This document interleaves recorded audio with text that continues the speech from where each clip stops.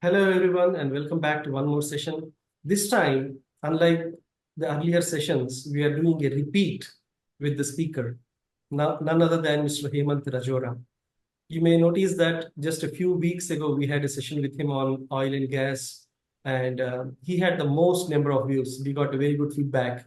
So we requested him to come back and share some more of his knowledge, and he kindly accepted.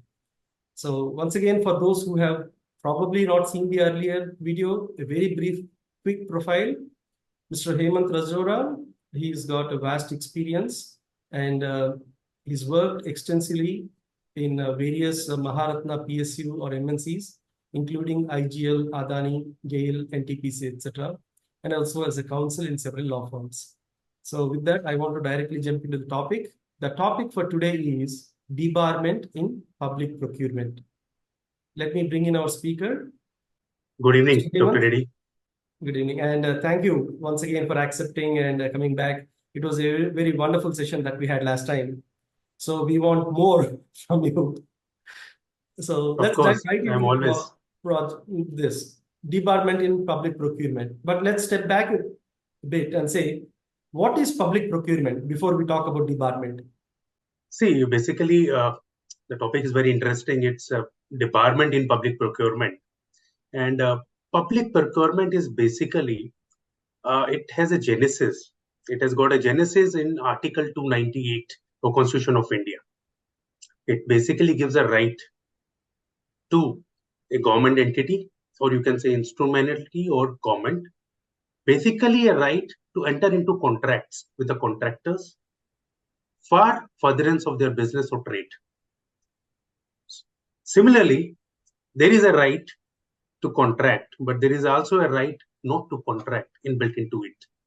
So I start with the public procurement because public companies like Maharatna companies, or you can say PSUs, who are majorly working in this area, they basically go into tendering mode for procurement.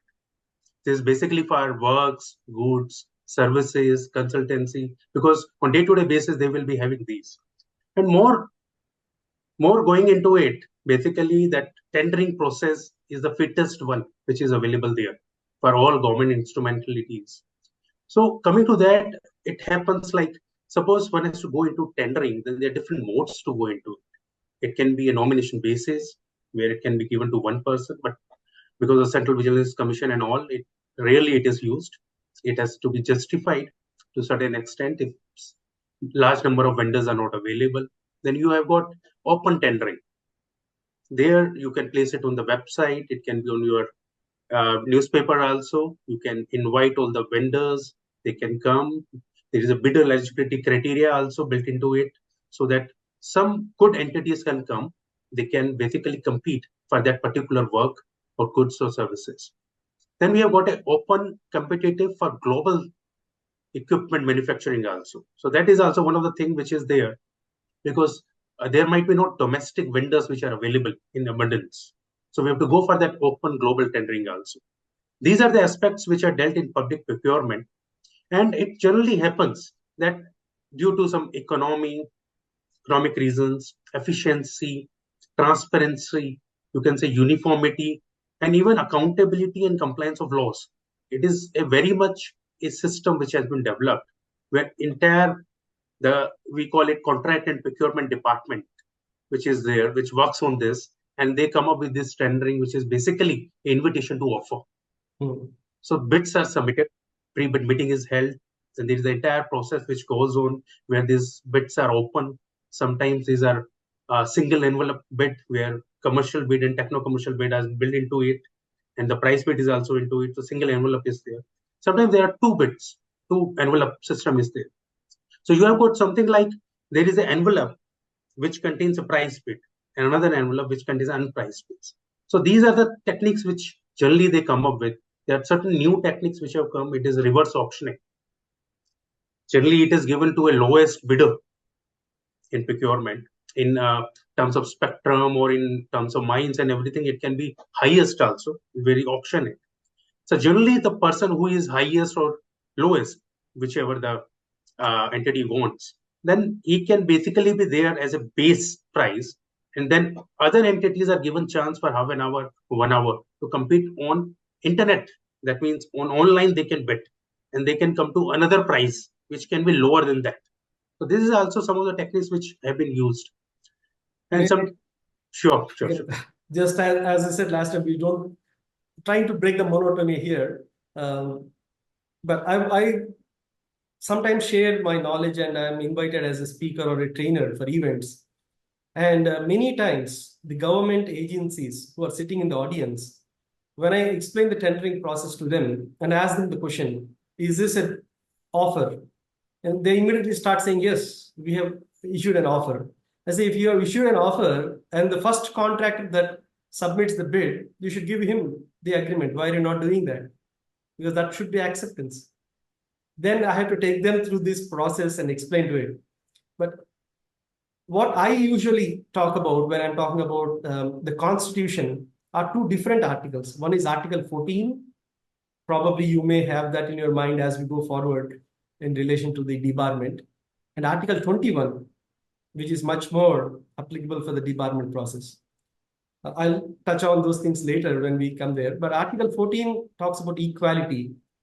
So when we do tendering, we need to make sure that everybody has a fair chance for participating in the tender. And if I may share one anecdote about this open tendering where the two envelope system was followed. In one of the agencies, they appointed me along with their team to sit on this tendering committee.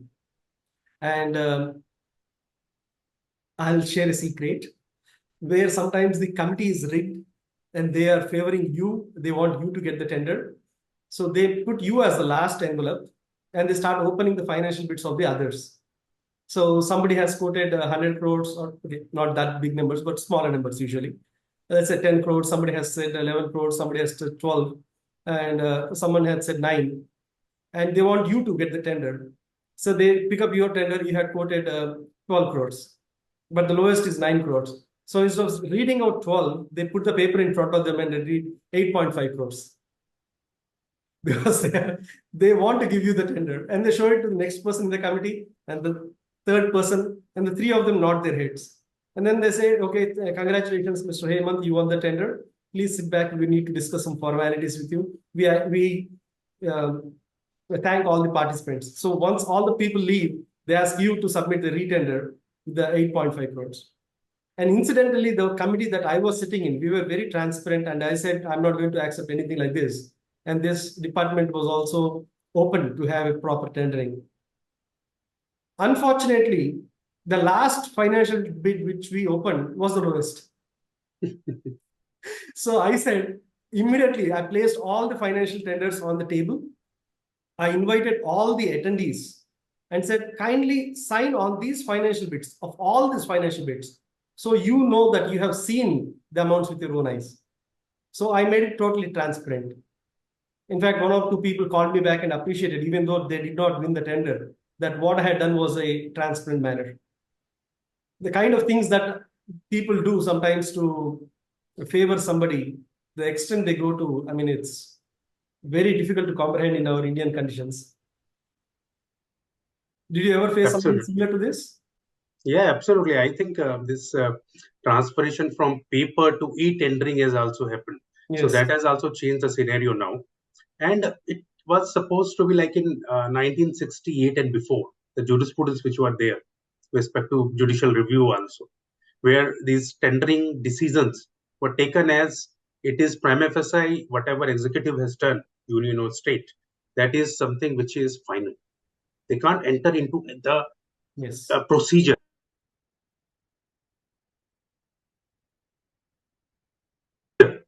They can't enter into right or wrong. So that was a thing which was there in 1968 and before. But I think the important judgment of by Justice Matthew, K.K. Matthew, it was a full bench. At that point of time, he was in Kerala. And in fact, he held as a minority view that this Article 14 is very important. And you can't take it like whatever has been submitted to us and somebody is challenging it. You can't say whatever executive has done is right, and we can't enter into a judicial review. We can't scrutinize the procedure also. So this is something came up, but it was a minority judgment. So majority prevailed. But when he went to Supreme Court. Then in another matter, it's a very important matter, landmark matter for the judicial review, it came out that they have issued a debarment notice, the entity, the public instrumentality. And what happened? They have not given any notice to the party. The prior notice was considered to be a fundamental right of the contractor. And there are very harsh words which has been used in the judgment itself. It says it is basically you are taking privilege out of the contractor. You are casting a slur, and whatever you are doing, you are affecting people who are involved in this. Suppose you have a very specialized like oil and gas, where we belong. So what happens in that field? There are very few vendors are there, contractors are there, and if you blacklist someone, he gets blacklisted in all other departments because there is a cross department. Although now Minister of Finance has come up with very strongly a circular also, which talks about it has to be within the ministry only it will be effective. But still it happens that all the department, they share the list, all the organizations. And if somebody is blacklisted, holiday listed, negative listed, debarred, these are the words which are used actually, but it implies the same thing. It affects your future business dealing with an entity. The moment it affects, then it goes to the root, the contractor who has built the entire thing with sweat. Basically, his family gets affected, and it happens like he is not able to get even the tenders from other organizations. So, in this judgment, I think it paved the way for a very important thing that Article 14 and Article 19(1)(g) is very important. And without affording an opportunity to the other side, to the erring contractor even, you can't proceed. So that order was also quashed, and we know there are certain, not only these consequences which are there associated with this. Even you have got monetary considerations also, because there's contract performance bank guarantees are also there. Yes. So generally the contract or the terms and conditions says if you commit some breach, these will also get forfeited. So these rights are also affected. There are category of judgments we will discuss, because there are very, very important judgments which came in 2014 itself, which really gave guidelines to the government and government instrumentalities, what exactly they have to maintain. There are judgments like Kulja Industries and BSNL, which basically discuss that up to now, whatever you are doing with the contractor, you are basically debarring him permanently. So that can't happen. You have to have a definite period. There have to be a quantum which has to be assigned to a debarment, and that has to commensurate with the offense which he has committed. If he has only done something like non-performance, then the period will be less. If he has done something grave like fraud, misrepresentation, misconduct, corruption, bribery, anything to do with something which is very, very grave, and it can't be expected from a contractor. We can't expect him that he comes in another bid, participates, and again he becomes a lowest bidder, and you are giving it to him. So that trust is gone. So in that basis also, Kulja Industry is very important. It also paved a way, basically, it talks about the inherent power of the allocating agency. If the entity, government entity, he has given a tender, then he is the inherent power who can debar the entity. And the quantum also has to be decided by the agency only, entity only, government entity. Court said we can't do it our own. So generally when these matters reach court, so they generally courts say, okay, it is a competent authority, you can represent before him again, they can decide it. Or if it is something which is the procedure is very, very, you see some biasness is there, arbitrariness is there, something which doctrine of proportionality is not maintained, then courts will interfere and they will modify the entire thing. This is And what I said when I talked about the Article 21, the right to life. Because a absolutely, business is the right to life. You cannot debar him for life. That's what I was talking about earlier. So usual time periods, maximum I have seen is 2 to 5 years. Usually maybe 3 to 6 months for minor offenses, as you rightly said, and different time periods. But the highest I have seen is 5 years, which was held to be acceptable by courts. I mean, have you Yep. seen any longer time periods than 5 years, just as an information sake? I have seen it, but they were not challenged actually. I was, in fact, part of such things also, Okay. such opinions. But ultimately, what happens? It was somebody who was habitual offender. Huh. It was something very, very grave, which basically hurt the conscience of the entire organization. So that was something which was dealt to be. It was almost like 10 years it was done, but ultimately it was held to be correct also in subsequent arbitration proceedings and all, because there is a lot of interplay also in arbitration, because there is a lot of debate which happens whether, because generally the termination which becomes the claim of the contractor, which is challenged before the arbitrator. So the moment termination is challenged, so there are organizations, there are a lot of case laws also which has happened where during that proceedings, dispute resolution procedure also, entities have basically blacklisted. So in few judgments like Indian Oil, they have held that it's correct. There is nothing so much mala fide on the part of the department or the organization. But in few cases where it was seen that since it is something, arbitration is itself a court within the statute. So what they held that it will derail, and ultimately, if termination is held otherwise, then banning will also not happen. So they have kept it in abeyance also. So those interplay also happens between blacklisting, because Booz Allen basically those fraud and everything, they are not part of it, so they cannot go into arbitration and all. So we have seen certain judgments which are part of it, and I see respect to show cause notice also, whether how it can be proper way it can be there, because there have been show cause notices which have been issued to the vendors, to the contractors. They don't give the consequence. They generally says whatever deemed fit action will be taken. So these loose words basically have been taken very seriously by Supreme Court, Apex Court. They, in fact, in one of the judgment like Gorkha Securities, the court came very heavily on the organization, and they said that how you are going ahead with such notices. This is not a proper show cause notice. There has to be material grounds which you have to build in, and then also you have to build in something like you have to say what are the consequences. If you're banning him for 2 years, 5 years, it doesn't mean the monetary value also. You are banning suppose 20% of the bill. You have mentioned it, but what about the banning? You have not done it in express words. So that also has to be built in there.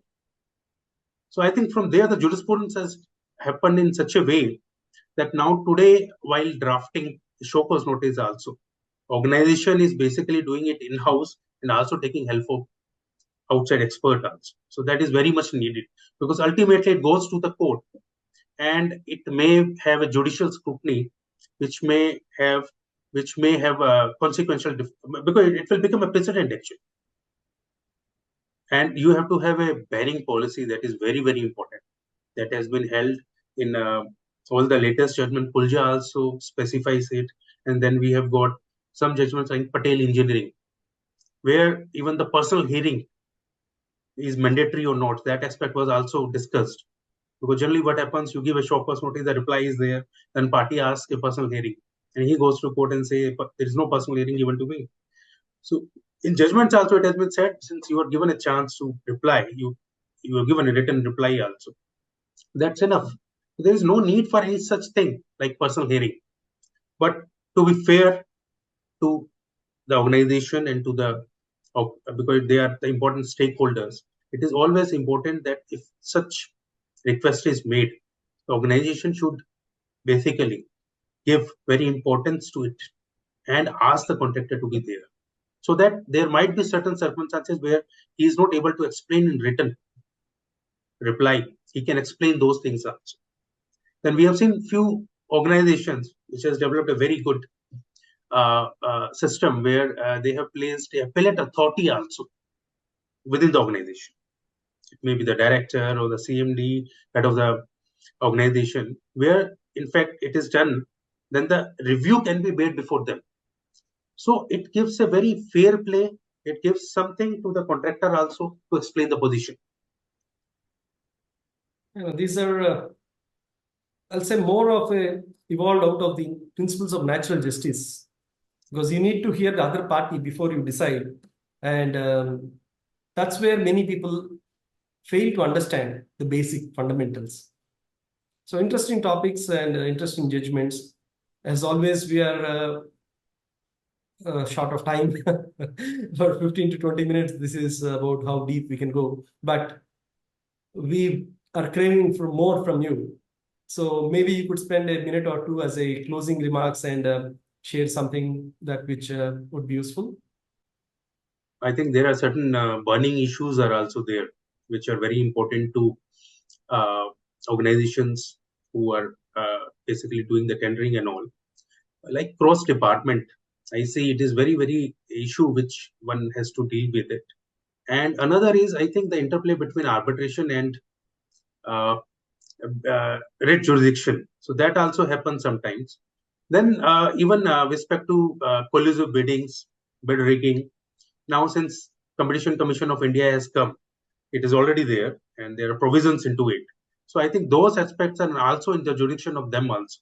So one has to be very transparent in the system, and there has to be accountability and responsibility also with the organization itself who is getting to such things, because they are, but basically it's a public money which is there, so that has to be protected. So I think that's a closing remark. The transparency has to be there, and Transparency International already a document which is signed with all the bidders, that has to be given importance. Now it's a high time to give the importance. Okay, I think with those closing remarks, we'll end this session for today. And hopefully, pretty soon we may come back to you for one more session. Absolutely, always welcome, sir. Once again, thank you. Thank you very much.